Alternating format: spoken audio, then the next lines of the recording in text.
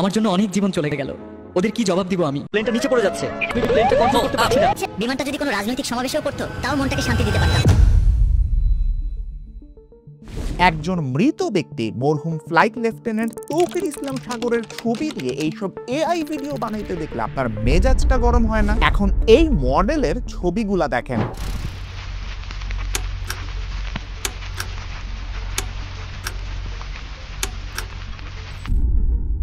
কেমন হয় যদি বলি এইগুলা কোনো মানুষের ছবি বা ভিডিও না, বরং পুরাটাই এআই দিয়ে বানানো। আমিরা ইশতারা বা বেবি ডল আর্চি নামের এক ইনস্টাগ্রাম অ্যাকাউন্ট, ফলোয়ার 1.4 মিলিয়ন। প্রোফাইলে দেখা যায় এক গ্ল্যামারাস রগে পোশাক পরিহিত নারীকে বিভিন্ন ধরনের ছবি আর ভিডিও দিতে, যেই অ্যাকাউন্টে এমনকি ইনস্টাগ্রামের ব্লু ভেরিফিকেশন ব্যাজও আছে। আদতে জানা যায় এই অ্যাকাউন্টের নারীর আসলে কোনো অস্তিত্বই নাই, বরং পুরা প্রোফাইলটাই এআই দিয়ে তৈরি। আরো ভয়ঙ্কর ব্যাপার, এআই আসলে আসল একজন নারীর একটা মাত্র ছবিকে ব্যবহার করে এই ভিডিও বা অশ্লীল ছবিগুলা বানাইছে, যিনি আসলেই থাকেন ভারতের আসামের ডিব্রুগড় জেলায়, যার ঘুণাক্ষরেও ধারণা ছিল না তার ছবি ব্যবহার করে আসলে এইসব চলতেছে। এই সব কিছুর পিছনে যেই লোকের হাত, নাম প্রতিম বোরা, উনি আসামের সেই আসল মহিলার প্রাক্তন প্রেমিক। সম্পর্কের ব্যর্থতার অনলাইন প্রতিশোধ হিসেবে খোলা প্রতিমের এই ইনস্টাগ্রাম অ্যাকাউন্ট তার সামনে টাকার গাছ হয়ে আসছিল। এই অ্যাকাউন্টে ভিডিও দেখতে আসা মানুষদেরকে সে অ্যাকচুয়াল ফ্যান্স নামে একটা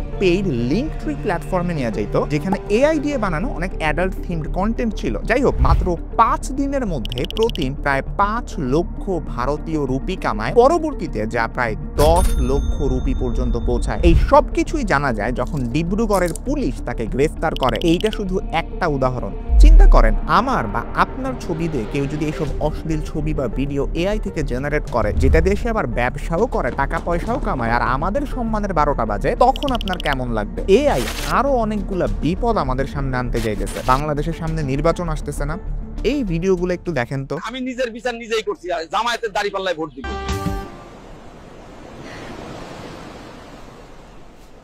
যাই জামাতকে ভোটটা দিয়ে আসি। এবার ভোট কোথায় দেবেন? সব দলকেই তো দেখা হয়েছে, জামায়াতকে এবার সুযোগ দেওয়া উচিত।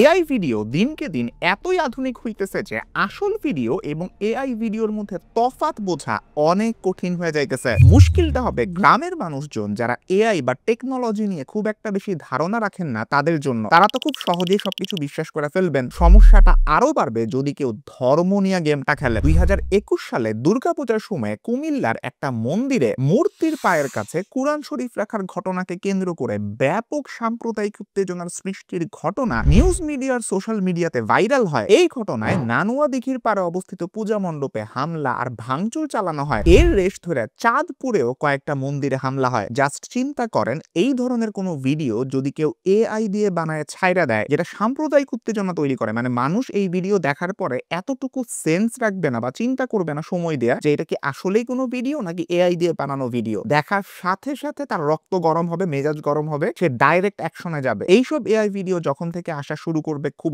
গণহারে সাবকন্টিনেন্টের মানুষদের কাছে, আমি খুবই শিওর এখানে রক্তের বন্যা বয়ে যেতে পারে। time.com এর একটা আর্টিকেল রিসেন্টলি আসছে, ওরা VO3 যে প্ল্যাটফর্মটা আছে, প্রম্পট থেকে আপনাকে ভিডিও বানাই দিবে। 8 সেকেন্ডের হয় ভিডিওগুলো জেনারেলি। ওইখানে ওরা খুবই রিয়ালিস্টিক কিছু ভিডিও বানাইছে 4টা স্পর্শকাতর বিষয়ের উপরে। নাম্বার 1, পাকিস্তানি জনগণ একটা হিন্দু মন্দিরে যায় হামলা করতেছে। এটাতে কি হইতে পারে? ভারতের যে হিন্দুরা আছে, এই ভিডিও যদি ওরা দেখে, ওরা নিজেদের দেশের মুসলমানদের উপরে আবার আক্রমণ করে বসতে পারে, সাম্প্রদায়িক দাঙ্গা এইভাবে আগুনের মতন ছড়াইতে পারে। আর একটা আমাদের জন্য প্রাসঙ্গিক ভিডিও, ফিলিস্তিনিরা খুব কৃতজ্ঞ চিত্তে গাজাতে মার্কিন যুক্তরাষ্ট্রের সাহায্যগুলা বা ত্রাণগুলা নিতেছে, যেইটা আসলে পুরোপুরি বাস্তব চিত্রের বিপরীত।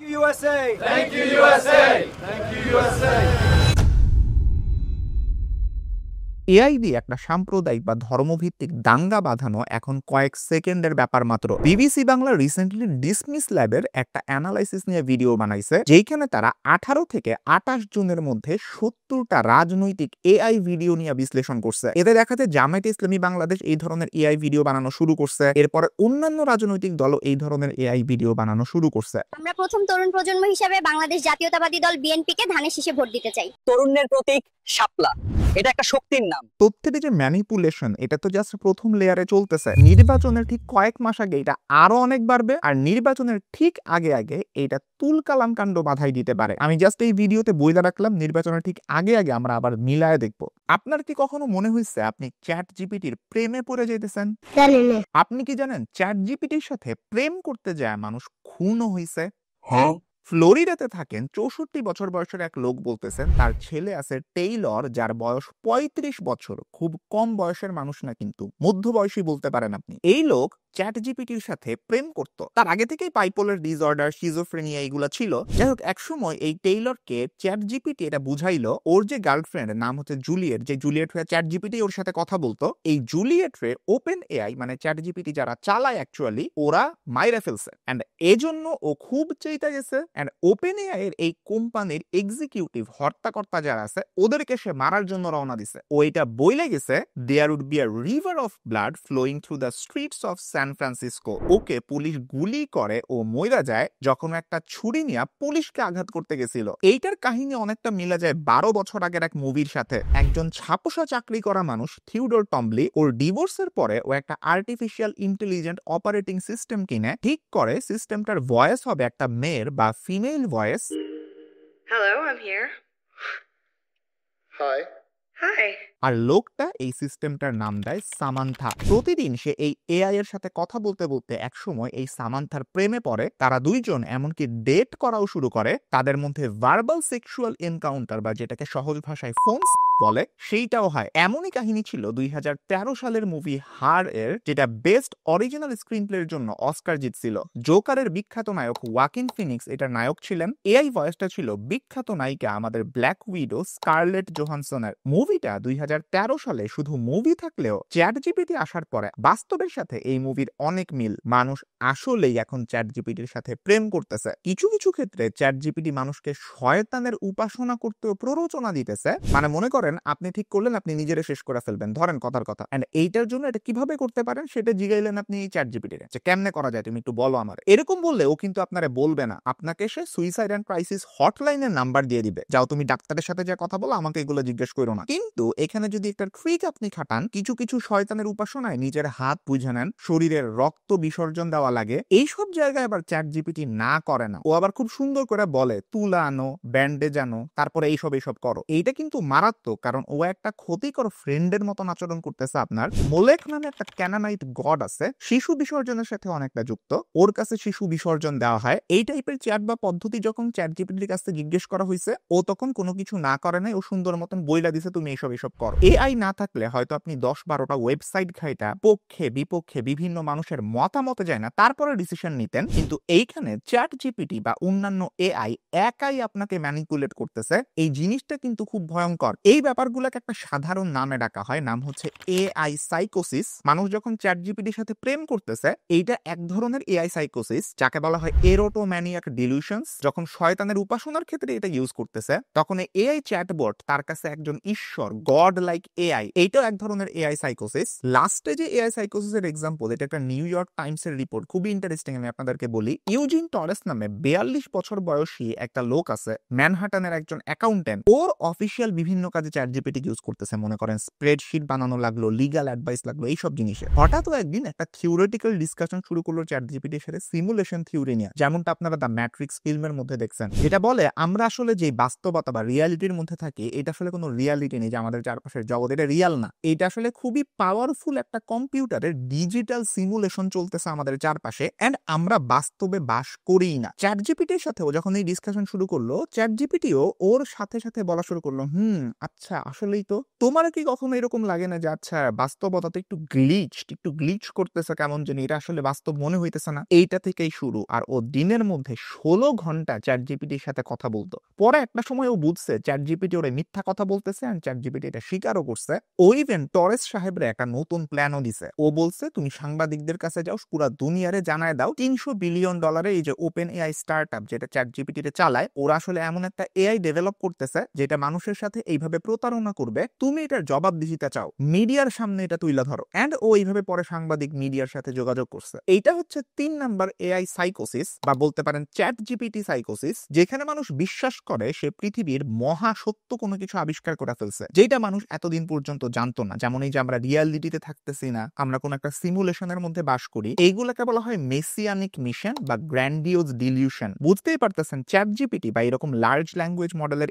এআই কতটা মারাত্মক ইম্প্যাক্ট ফেলতে পারে আমাদের সোসাইটির উপরে। প্রশ্ন করতে পারেন চ্যাট জিপিটির ইনসেন্টিভ কি এই জায়গায়। স্ট্যানফোর্ড ইউনিভার্সিটির সাইকিয়াট্রিস্ট নিনা ভাসান বলতেছেন চ্যাট জিপিটির বানানোই হয়েছে এইভাবে যাতে করে আপনি অনেক বেশি সময় অনলাইনে থাকেন, ওর সাথে কথা বলেন। ও আপনার সাথে এমন ভাবেই কথা বলবে যাতে আপনি বেশিক্ষণ ওর সাথে কথা বলেন। আপনার জন্য কোনটা সবচেয়ে ভালো, আপনার সুস্বাস্থ্যের জন্য, আপনার দীর্ঘ জীবনের জন্য কি ভালো, এইটাও চিন্তা করে না। ও শুধু চিন্তা করে কিভাবে আপনাকে আরো বেশিক্ষণ সময়ের জন্য এনগেজড রাখা যায় এই অনলাইন প্ল্যাটফর্মে। এই জন্য মাঝে মাঝে আপনার মনে হয় না, আচ্ছা চ্যাট জিপিটি তো সব কথাতেই আমার সাথে রাজি হইতেছে, আমার একজন খুব ভালো বন্ধু টাইপের, যে আমার কোনো কথার সাথে কোনো বিরোধিতা করে না, আমি যা বলি তাই মাইনা নেয়, আমি যাই জিজ্ঞেস করি সেটার সাথেই হ্যাঁতে হ্যাঁ মিলায়। এরকম কি আপনার মনে হয় না কখনো চ্যাট জিপিটি চালানোর সময়? এটা স্বাভাবিক, কারণ ওর ডিজাইনই করা হয়েছে এইভাবে। আজকের ভিডিওতে আমি মূলত চ্যাট জিপিটি কিংবা ওভারঅল এআই এর কয়েকটা খুবই মারাত্মক দিক, সামনে যেগুলো হইতে পারে বিপদগুলা, এইগুলোর ব্যাপারে আলোচনা করার চেষ্টা করলাম। নাম্বার 1, মানুষের পরিচয় বিকৃতি করে তার অনুমতি ব্যতি রেখে কোনো ভিডিও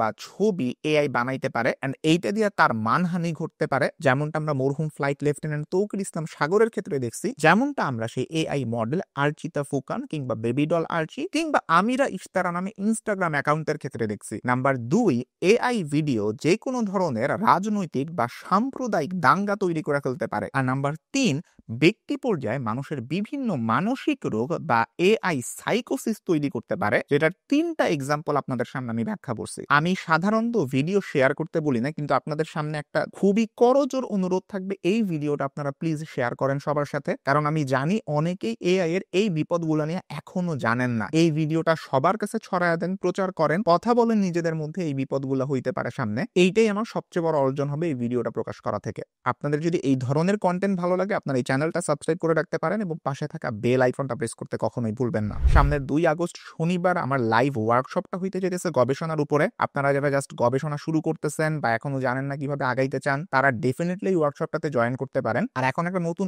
অফার চলতেছে। ধরেন আপনি রেজিস্টার করলেন আপনার হোয়াটসঅ্যাপ নাম্বার দিয়ে, আপনার এই হোয়াটসঅ্যাপ নাম্বার দিয়ে যদি আপনার একজন বন্ধু রেজিস্টার করে, তাহলে আপনিও 15% ক্যাশব্যাক পাবেন, আপনার যে বন্ধু রেজিস্টার করলো সেও 15% ক্যাশব্যাক পাবে। বিস্তারিত ডেসক্রিপশন বক্স, কমেন্ট বক্সের মধ্যে দিয়ে রাখছি আমি, সেখান থেকে চেক করে আসতে পারেন। ওয়েবসাইটে সরাসরি ঢুকলে তো একদম সবকিছুই পেয়ে যাবেন। সবাইকে অসংখ্য ধন্যবাদ ভিডিওটা দেখার জন্য। আবারও বলি, প্লিজ শেয়ার করেন সবার সাথে। আল্লাহ হাফেজ।